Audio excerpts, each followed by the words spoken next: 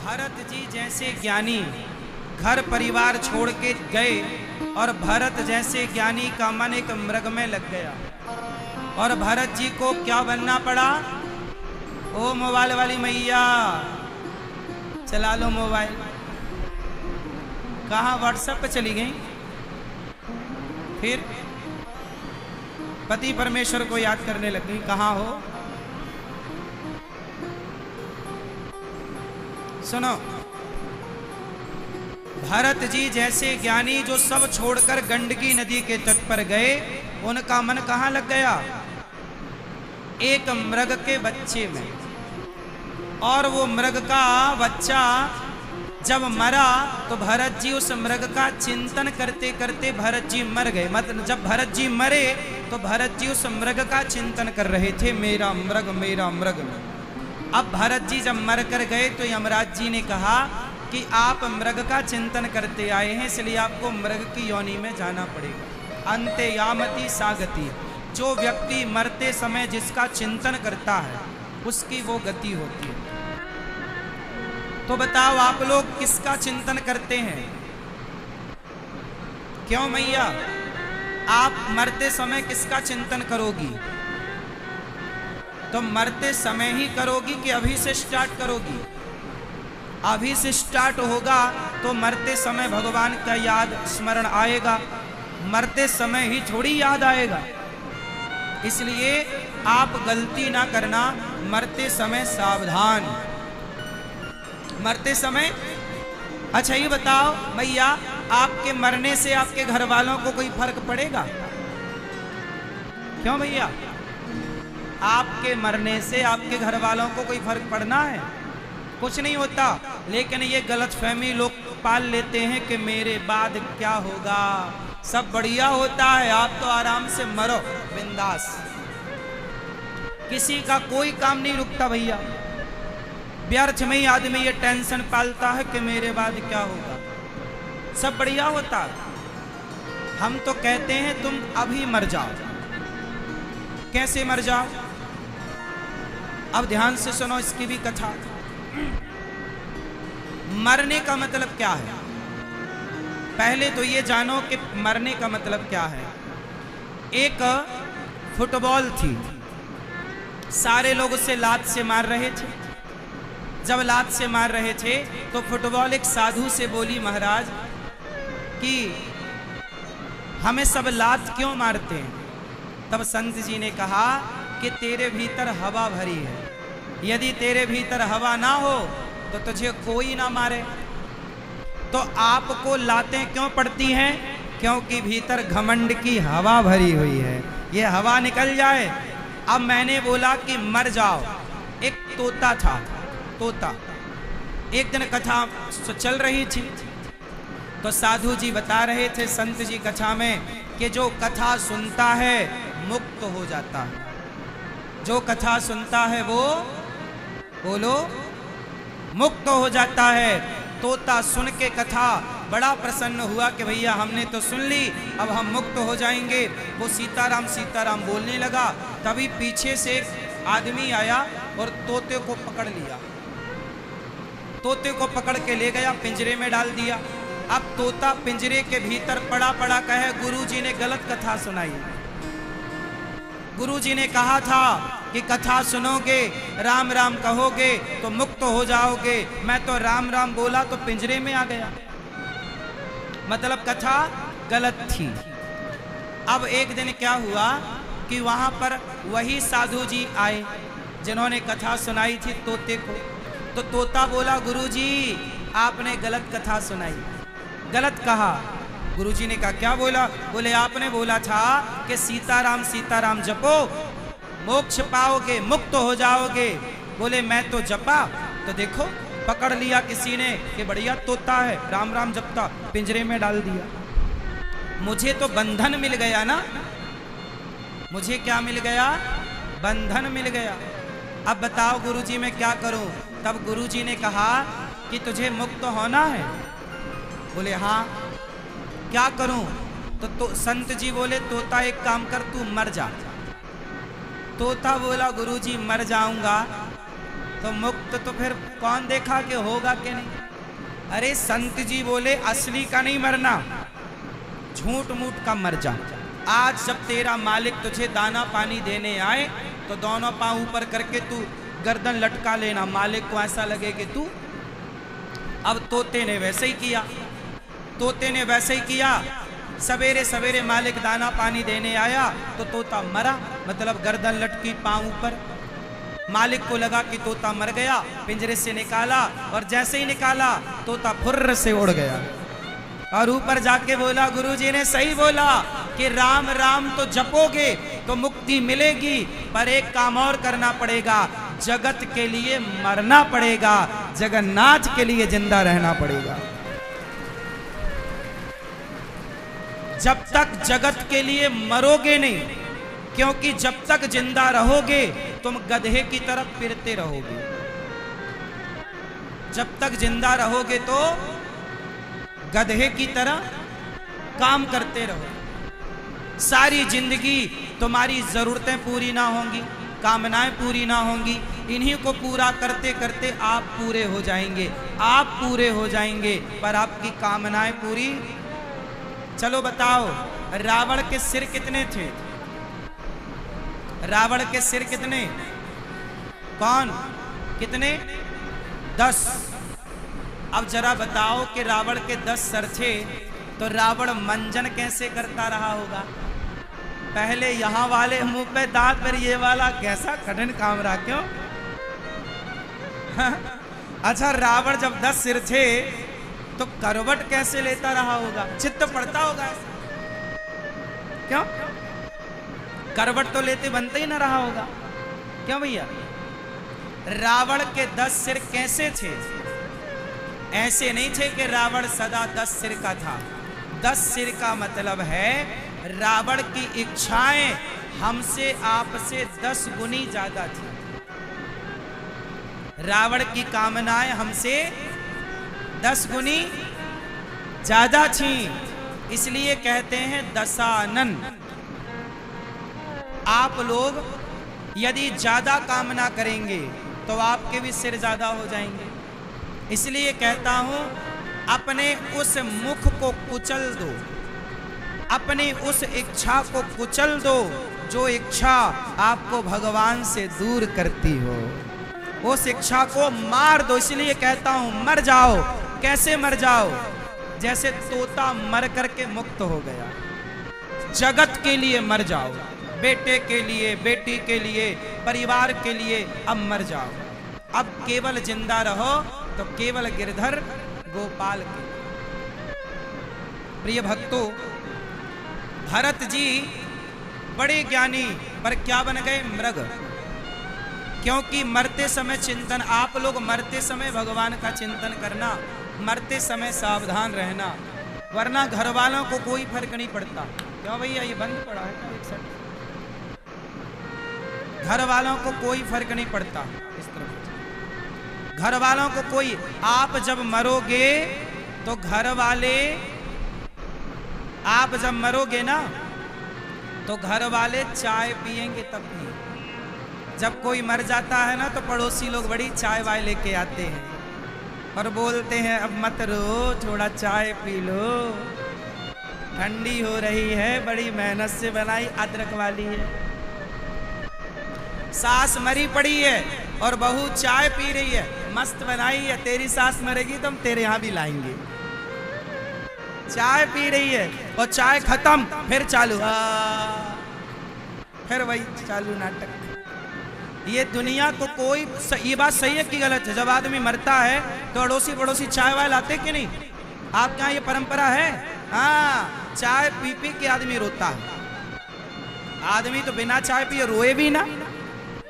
रोने के लिए उसको चाय चाहिए। आजकल का आदमी बड़ा मतलबी है, फ्री में आंसू तक नहीं बहाता। बात सही है कि गलत है? हाँ, अच्छा। तो आप लोग सावधान, भरत जी दुर्गति को पा गए। यमराज बोले कि आपको अब मृग बनना पड़ेगा। भरत जी मृग बने, पर तीसरा जन्म फिर मनुष्य का मिला, जहां राजा रहुगण को उपदेश किया। अब जो उपदेश किया वो बड़ा गजब है। राजा रहुगण ने भरत जी को पालकी कंधे पर दे दी। भरत जी चल रहे हैं, चींटी ना दब जाए, जरा उछल कूद करके चल रहे। राजा रहुगण बोला, क्यों रे, तुझे चलना नहीं आता? ठीक ठीक, मैं मृत्यु दंड दूंगा। भरत जी बोले, ये बताओ भैया, तुम मारोगे किसे?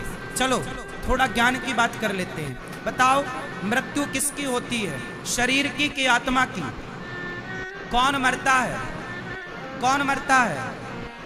हाँ, शरीर भी नहीं मरता, व्यवहार में कहा जाता है मरता है। चलो मान लेते हैं कि मरता है, पर मेरी दृष्टि से शरीर भी नहीं मरता। मैं सिद्ध करता हूं कैसे, सुनो। शरीर बना 5 चीजों से, पृथ्वी, जल, वायु, अग्नि, आकाश। जब हम मरते हैं तो चिता पर जलते हैं तो अग्नि तत्व अग्नि में मिल जाता है, जल तत्व जल में मिल जाता है, वायु तत्व वायु में, पृथ्वी तत्व पृथ्वी में, आकाश तत्व आकाश में। बताओ अब मरा कौन? 5 तत्व से तुम बने थे, 5 में समा गए। माटी से बना था घड़ा, घड़ा टूटा तो माटी में मिल गया, माटी से बना था माटी में मिल गया। इसे मरना थोड़ी कहते हैं, पर चूंकि व्यवहार में कहते हैं कि मर गया तो कहना पड़ता है कि मर गया, पर तत्व की दृष्टि में कोई मरता नहीं। हम जहां से आए हैं वहां जाते हैं, जहां से आए हैं वहां जाने के नाम को लोग कहते हैं मर गया। 5 तत्व से बने, 5 में मिल गए, बात खत्म। अब ये बताओ मैया कि जब आप मरती हो तो ये बताओ नरक स्वर्ग कौन जाता है?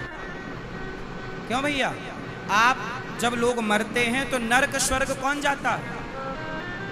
शरीर जाता है कि आत्मा जाती है, कि मन जाता है, कि बुद्धि जाती है, कि चित्त जाता है, इंद्रियां जाती हैं, या पड़ोसी जाता है?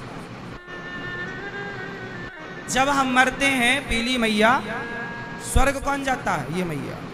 नरक कौन जाता है? ये बताओ, कौन जाता है? मैया बताओ मेरी माँ। ए मैया, तुम तो सिर ऐसे ढकी हो जैसे हम तुम्हारे जेठ लगते हो। हाँ? हाँ? हम तो तुम्हारे बच्चा हैं, तुम्हारे छोरे ही हैं। हम तो तुम्हारे दास हैं, भाई हैं, पुत्र हैं आप सबके। आप ब्रजवासियन के हम कौन? दास, सेवक, आप सबके पुत्र। आप कितने लोग हमें अपना पुत्र मान रहे हैं, भाई मान रहे हैं, दास मान रहे हैं, सेवक मान रहे हैं, सखा मान रहे हैं? आप सबन को दास हूं मैया, मैं जेठ ना है, मैं सबन से छोटू हूं। अच्छा सुनो, जब हम मरते हैं तो स्वर्ग नरक कौन जाता है? उत्तर भैया, कौन है? कर्म। अरे कर्म तो जाएंगे, पर कर्मों को भोगेगा कौन? भोगने के लिए कोई चाहिए ना। आत्मा को लिखा है गीता में, नैनम छिंदंती शस्त्राणी नैनम दहती पावकः। आत्मा को सुख नहीं, दुख नहीं होता, शरीर यहीं जल जाता है। फिर लोग कहते हैं स्वर्ग जाओगे, नरक जाओगे, मोक्ष पाओगे। भैया ये स्वर्ग जाता कौन है, नरक जाता कौन है? हम तो यहीं जल जाते हैं चिता पर। आत्मा को स्वर्ग नरक से कोई मतलब नहीं, आत्मा ऑलरेडी मुक्त है, ऑलरेडी। गीता में नहीं कहा भगवान ने, वासांसि जीर्णानि यथा विहाय, जैसे कपड़ा आप बदल के फेंक देते हो फिर नया, ऐसे शरीर को त्याग कर आत्मा नया कपड़ा धारण। आत्मा को ना बंधन, ना मुक्ति, ना आग जला सकती, ना वायु उड़ा सकती, ना पानी गीला कर सकता। आत्मा के बारे में है ना। तो आत्मा को नरक में यातनाएं थोड़ी मिल सकती। यमराज कितनी ताकत के वो आत्मा को कष्ट दे सकते। सवाल खड़ा हुआ कि नरक स्वर्ग जाता कौन है? हम तो यहीं जल जाएंगे चिता पर, कौन जाएगा? मैया क्या बोलती तू?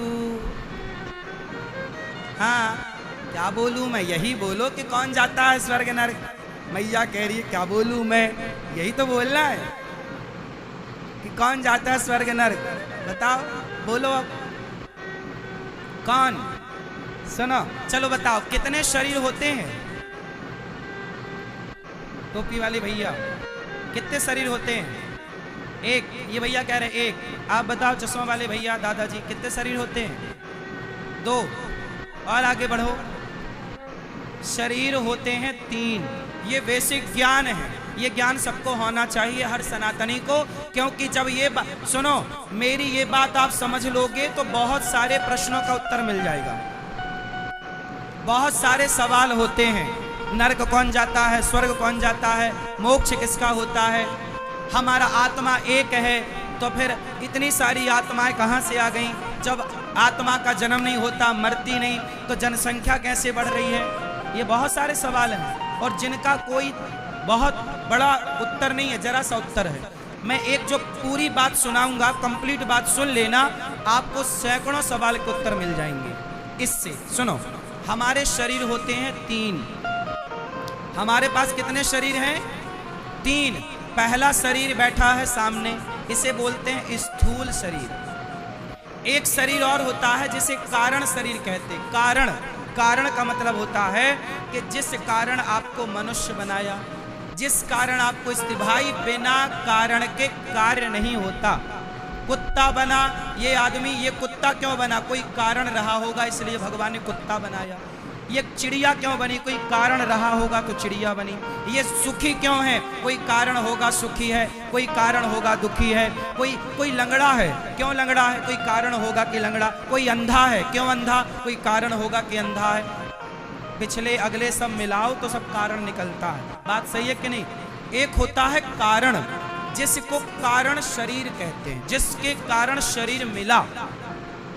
तीसरा शरीर बहुत महत्वपूर्ण है, वो शरीर का नाम है सूक्ष्म शरीर। चलो बताओ, जब आप सपना देखते हो, आप में से कितने लोगों ने सपना देखा है?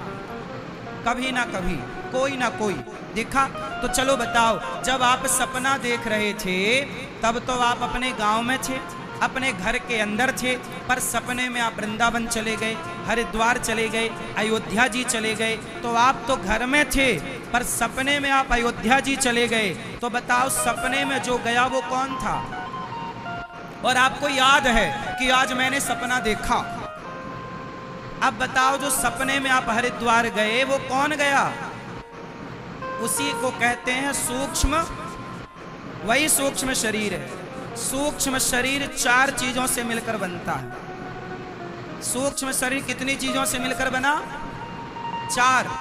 हमारा ये शरीर कितनी चीजों से मिलकर बना? 5। स्थूल शरीर बना मैया 5 चीजों से, पृथ्वी, जल, वायु, अग्नि, आकाश। और सूक्ष्म शरीर जिससे हम सपना देखते हैं, वो शरीर 4 चीजों से मिलकर बनता है। बोलो मन, बोलो मन, बुद्धि, चित्त, अहंकार। इसे अंतःकरण चतुष्टय कहते हैं। ठीक है? इन चारों के समन्वय को सूक्ष्म शरीर कहते हैं। जब हम मरते हैं तो हमारा ये शरीर जलता है, पर जो सूक्ष्म शरीर होता है जिससे हम सपना देखते हैं, यमदूत आते हैं, उसी शरीर को पकड़ करके ले जाते हैं और वही स्वर्ग और नरक का भोक्ता बनता है, वही जाता है उसी का। अब कबीरदास जी कहते हैं कि माया मरी न मन मरा, मर मर गया शरीर, आशा तृष्णा ना मरी, कह गए दास कबीर। कौन मरता है? शरीर मरता बार बार, पर वो सूक्ष्म शरीर कभी नहीं मरता। सूक्ष्म शरीर को मन भी कह सकते हैं। चलो बताओ, मन मरता है? आदमी मर जाता है पर मन नहीं मरता, ना भरता है ना मरता है। ना मन भरता है ना मन मरता है। तो हमें पकड़कर यमदूत ले गए, तो क्या पकड़ कर के ले गए? वही सूक्ष्म शरीर। और जब आपका अगला जन्म होगा तो वही सूक्ष्म शरीर आपका वही होगा। हम शरीर बदला स्थूल, सूक्ष्म शरीर कभी नहीं बदलता, याद रखिएगा। अब सवाल खड़ा हुआ, जो पिछले जन्म में मेरा सूक्ष्म शरीर था वही इस जन्म में, अगला कुत्ते का, बिल्ली का भी शरीर मिला तो सूक्ष्म शरीर वही रहेगा। भले वो एक्टिव ना हो पर पड़ा रहेगा। जब मौका मिलेगा वो अपना विस्तार करेगा। ये विषय बड़े गूढ़ हैं, बड़े लंबे सत्संग से समझ में आते हैं, परंतु आपको थोड़ा समझ लेना चाहिए कि स्वर्ग नरक का भोक्ता शरीर ये वाला नहीं, सूक्ष्म शरीर। क्लियर?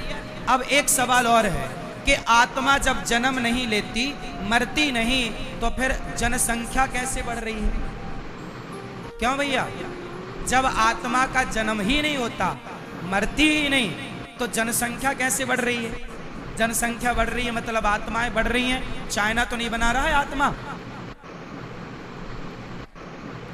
सुनो, इसका भी उत्तर है। बताओ, दर्पण एक है और एक दर्पण है तो आप एक दिखोगे, पर 1000 दर्पण रखे जाएं तो आपका 1000 चित्र होगा कि नहीं? 1,00,000 दर्पण होंगे तो आपके 1,00,000 चित्र होंगे कि नहीं? हाँ, उसी तरह ईश्वर एक है पर उसके चित्र अनेक हैं। उस अनेक चित्र का नाम ही आत्मा है। ईश्वर अंश